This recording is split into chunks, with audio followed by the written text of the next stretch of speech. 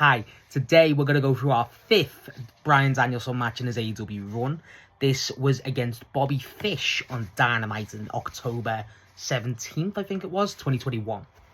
Now, there was no build for this match specifically. The only thing that really ties into it is Bryan's match with Suzuki, which was the last match we covered of Bryan's, was last night, and that was massive strain on Bryan's body. So they really play into that.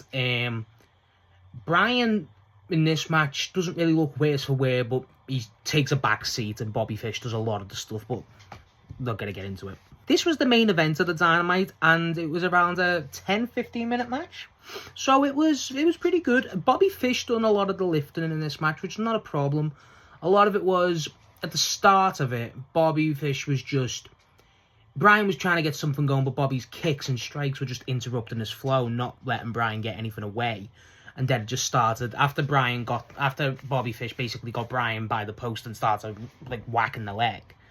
That Bryan's leg was basically just, unusable. So Bryan was just getting the piss beaten out of him. I will say, one thing I liked about the match is during that spot, some guy in the crowd shouts Bobby Fish or shouts something at him, whatever. So Bobby Fish is like having a bit of arguments with the crowd, and he does that to Bryan. He does it like 3 times. He does that, and then he goes back and just kicks the railing. But the guy sells it. That's like the form, but he sells it comedically. It was great. I enjoyed that. Whoever that was, well done. Throughout the match, Bobby's demeanour goes to that one of cockiness. And Punk's on commentary on this match. And I didn't expect that. But Punk, all of the commentary, but mainly Punk specifically goes... the guy's experienced enough, which Bobby Fish is, mainly known for the Undisputed Era stuff. The weakest point of the Undisputed Era, by the way, bar none. But Bobby Fish basically starts acting a bit cockiness, kind of could have had the match dead and buried, but he just doesn't. It's quite basic, effective work by Fish, and there's nothing really wrong with that.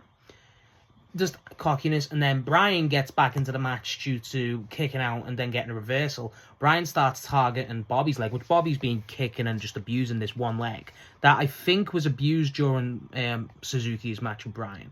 But I'm not particularly sure on that. But they sell that.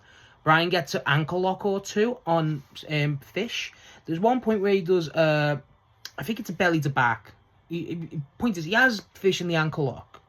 And then he lifts him up, but that ankle lock is still there. He's still got a grip of the ankle lock, and then does I think it's a back suplex, but he lets go. It's like let go thing. But it was the fact that he had the ankle lock still in it was crazy. I love that. But Bryan gets fired up because Fish does still interrupt some momentum. And towards the end of the match, after Bryan's kind of being fired up, he doesn't really hit a psycho knee in this match. I think that was just selling because the leg has been so targeted.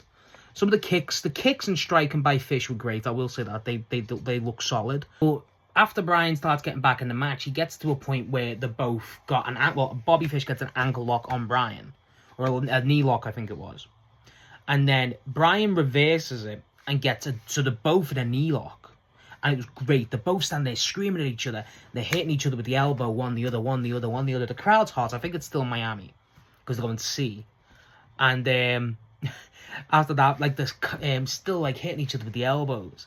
And then Bryan basically breaks out and then gets a true ankle and leg lock on Bobby Fish, causing Bobby Fish to tap out, which is the finish. This match wasn't really too crazy. There wasn't really insane stuff that went on. It was quite a basic match, but there's nothing really wrong with that. It was still effective. It was still good. It didn't feel like a main event match, if I'm honest, but I'm not going to complain. What really it felt like was it feels like a lot of the stuff went into the Suzuki match, which you could tell that was great.